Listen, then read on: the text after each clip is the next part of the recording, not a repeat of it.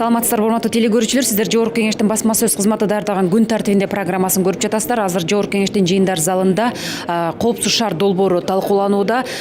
Өкмөт өкүлдөрү ушул февраль айында баштап биринчи этап ишке кирерин айтууда. Анда биз менен бирге чогуу көрүңүздөр. Тендер боюнча айтып кетсек, баары мыйзам менен өткөн болчу. Бул биздин тарыхыбызда биринчи болгон, бул сервистик модель менен өткөн. Баасы боюнча айтып кетсек, биз жабдууларды бага койгон жокпуз. Биз баягы услуганы 10,5 миллион услуганы, мындай айтканда фото, видео фиксация боюнча ошону баалап коюп бергенбиз. Ага чейин техникалык, экономикалык негиздеме толугу менен жазалып, ошондон кийин баягы коюлган болчу да сынакка. Будан кийин 12 ноябрда кол коюлган болчу. Vega деген компаниясы уткан. Бүгүнкү күнгө чейин 2 соттун чечими менен бекитилген. Азыркы убакта 15 декабрдан уже баштап жабдуулар келип баштады. 4 фазага бөлүнгөн. Биринчи фаза боюнча биз уже 10 февралдан баштап 10 жолдун кезиши, 17 ылдамдыгы боюнча рубеждер, андан тышкары 10 переносной комплекс деп коет, ошону уже 10 февралдан баштап иштеп баштайт. Мен айтат элем, бул коопсуз шаарды эртерээк ишке ашырышыбыз керек да. Бирок негедир өкмөт тараптан ушу бүгүнкү күнгө чейин кармалып келет да. Бул жерде да суроо жооптор көп болуп атат. Ошондуктан мен коопсуз шаарды буга чейинки тендер өткөзүп уткан компанияларга дагы бир аз мындай ичим чыккан жок. Себеби буну практикада өзүнүн шаарында, өзүнүн мамлекетинде мындай чукул ушундай бир жакшы мындай колдонгон, ушундай утуп өздөрүнүн мамлекетинде коопсуз шаарды чегине жеткизип жасаган компанияларга биз эгерде беркитсек жакшы болмок да.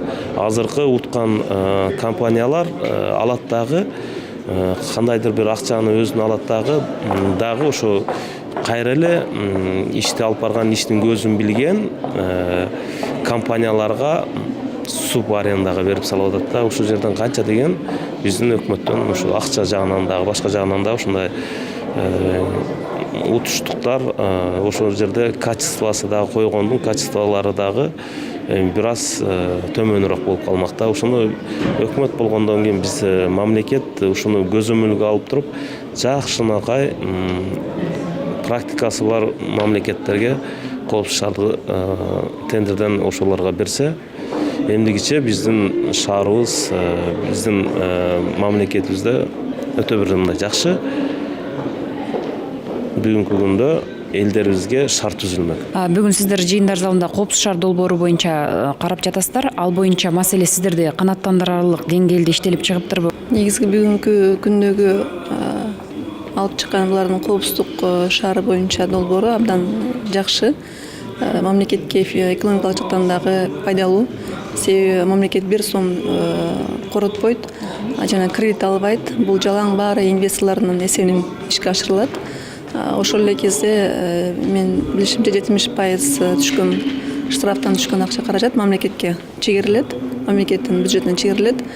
Бул дагы абдан жакшы, ушундай ыкма менен эле көп нерсени биз чечсек болорун далилдеп, абдан жакшы өкмөт ушундай системаны сунуштап тендер өткөрүлүп, азыркы күндө иш жүзүн ашкан жатат. Эми чындыгында канча жылдан бери биз бул маселени көтөрүп келатабыз.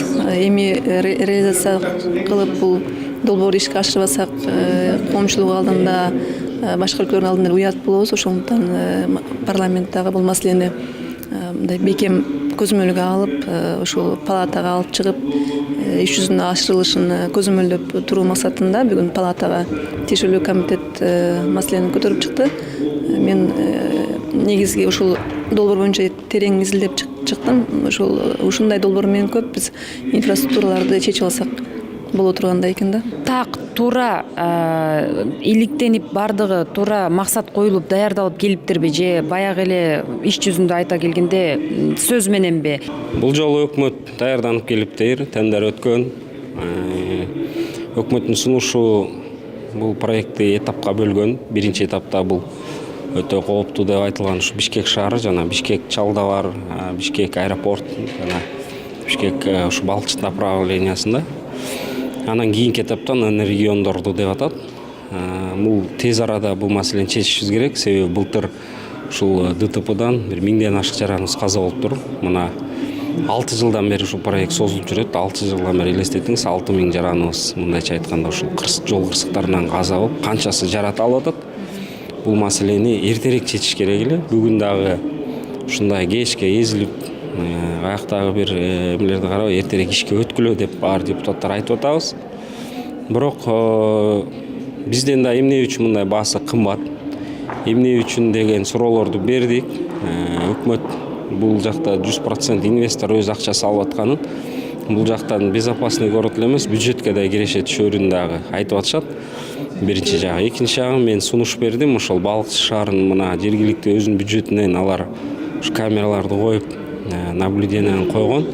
Ошол Балыкчы шаарынын экинчи этапты жана региондорду аны экинчи этапты күтүп отурбастан бүгүн эле кошо ошол экинчи этапты региондорго өздөрүнө бериш керек. Мисалы ал Каракол, Ош, башка шаар өзү жергиликтүү бюджеттен акчасын таап, камераларын коет. Аны бул Бишкекке серверге кошуп, жана штрафтарын бөлүп берген расширениясын өкмөт тезирээк иштеп чыгыш керек. Булар маселеси ал Минтранстын трассасы, анан шаардын трассасы деп бир ушундай бир бюрократический моменттер бар да. Бирок эң өкүнүчтүүсү ушу мына Балыкчы шаарынын безопасный город киргенден бери бүгүнкү күнгө ишке кирбей турат. Бирок камералар иштеп 29 000 нарушенияны фиксировать этиптир. Автонаезд болгон ал жерде, дагы көп кырсыктар болгон. Ошонун баарын фиксировать этет, бирок ал штраф бере албайт. Өкүнүчтүүсү анан ошондой бир мындай өкмөттүн чала иштерин эртерээк тездеткиле деп бүгүн тапшырма берип атабыз. Мен айтып атам, азыр коопсуздук шаар боюнча бир гана компонент бул жол эрежелери эле фиксациялап атпайбы? Мен айтып атам, жол эрежелери эмес, коомдук коопсуздукту да кошо карашыбыз керек деп атабыз да. Ошол камералар бир гана жолдордо эмес, ошол камералар биздин шаардын бүткүл коомдук эл көп жүрө турган жерлерде, мектептерде, садиктерде, керек болсо дворлордо да туруш керек деп атам да. Анан өзүнчө бир электронный учет преступления болуш керек. МВД ушунун баардыгын проводолордо, гомдордо, серверлерде болуш керек дагы. Жана участковыйлар көчө кыдырбай, эми ошол отуруп алып, камера менен карап, кайсы жерде кандай преступление болсо, ошол жерге барып, ошол учет кылып, анан жана ошол преступление болбошуна аракет жасаш керек да. Ошого окшогон маселелерди карадык да. Коопсуз шаар долбоорун азыр жыйындар залында уктуңуздар. Кандай кемчиликтер бар экен, ошолор боюнча айтып бересизби? Менин оюм боюнча эми биринчи кадам башталды. Булар иштеш керек. Жөжөлөрдү күзүндө санашыбыз керек. Бирок чоң кемчиликтердин бирин мен премьер-министрде катымда дагы бүгүн сүйлөгөндө дагы айттым. Жана ситуационный центр деп коебуз, ГАИ алкагында ошондой туруш керек да. Чоң телевизорлордон кайсы жерде эмне нарушениялар болду, ошолорду баарын карап тура турган бир 70ке жакын киши болуш керек эле. Ошону бөлөк компаниялар бүт бар өзүбүздүн эсебибизден кармап турабыз деген да. Бул компания болсо жок өкмөт жазап берсин деп атат. Анан мындан тышкары бөлөк компаниялар почтаны модернизация кылышыбыз керек да. Биз жанагы штрафтардын баарын конвертке салып, анын үйлөрүнө жеткизип беришибиз керек да.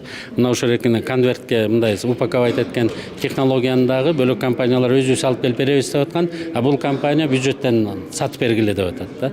Өзлөрү 12 миллион сомго азыраак баа бердик деп койгон, эми бюджеттен кайра 64 миллион сурап атат. Бул аябай чоң кемчиликтердин бири. Бул 64 миллион дагы келген компаниянын эсебинен жабылыш керек деген мен жеке ой пикирим бар. Анан калганын болсо эми турмуш көрсөтөт. Кимиси туура, кимиси туура эмес экен. Укук коргоо органдары өзүнүн ишин аракетин кыла берсин. Бирок азыр эми бул компанияга мүмкүнчүлүк беришибиз керек да. Азыр иштеп кетиш керек да бул. Бул проект иштебесе, анда азыркы өкмөткө дагы биздин парламентке деле аброй алып келбейт да. Иштеп кетсин, анан көрөбүз. Жана айтып атышпайбы, жол маечилер, жолдор тозгон эмелердин кызматынын эгер коопсуз долбоору ишке ашкандан кийин, биринчи этап ашкандан кийин алардын милдети кандай болот, азайтылабы, көбөйтүлөбү деген ар кандай эмелер депутаттар көтөрдү го ошол боюнча. Азыр дагы көптөгөн суроолор болбоду. Коопсуз шаары бул иштеп кеткен болсо толук кандуу. Сөзсүз түрдө жол эрежелерин бузуу бул азаят. Башка мамлекеттерге, комшу мамлекеттерге салыштырмалуу, мисалы үчүн Россияда, Тажикстанда 20-30%га чейин. Бул биринчиден. Экинчиден, ал жерде фиксация кылат да, ар бир камерада жол эрежелерин бузгандар боюнча. Баягы жол кайгылуу кызматы боюнча, ошол сиз айтып аткан биздин кызматкерлер боюнча, бул боюнча өзүнүн иш аракети башкача өңүттө алып жүрөт дагы. Башкача айтканда, патрулирование мындай неме бар. Анан кийин постоянно көчөдө жерде турбайт. Каерде камералар болуп, эгерде бир мындандай жагдайлар түзүлүп калган болсо, ошол жерге ыкчам жетип баруу үчүн сөзсүз түрдө болот. Ал бүтүндөй кыскарып кетет дегенге мен кошулбайм. Кандайдыр бир деңгээлде кыскарат. Бирок ошол эле учурда бизге дагы кошумча штат сурап атпайбызбы? Кыскарган кызматкерлердин эсебинен болбосо жаңы штаттан алып туруп биз 101 баягы центр мониторинг деп коет, кризис центр. Ошол жерде кызмат неме ачылат, жаңы орундар. Ошол жакта иштешет. Жол боюнча мына азыркы немеде дайыма эле тура беришпейт да, жол кызматкерлери. Бизге бөлүнгөн убакыт аягына келип жетти. Азыр дагы жыйындар залында башка мыйзам долбоорлор да каралмакчы. Эгерде баарынан кабардар болууну кааласаңыздар, кеңешке эже сайтына кирип биз менен кабардар болуңуздар. Саламатта туруңуздар.